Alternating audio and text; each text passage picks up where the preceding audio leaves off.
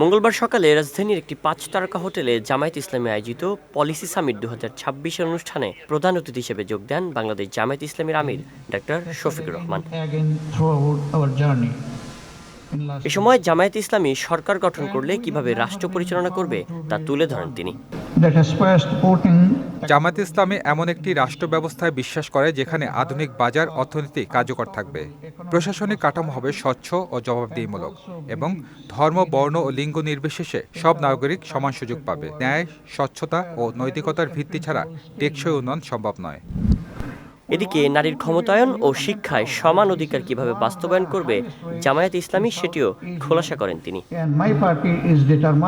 দক্ষিণ এশিয়ার রাজনৈতিক দলগুলোর মধ্যে নারীর অংশগ্রহণের হারের দিক থেকে জামায়াত ইসলামী শীর্ষ পর্যায়ে রয়েছে।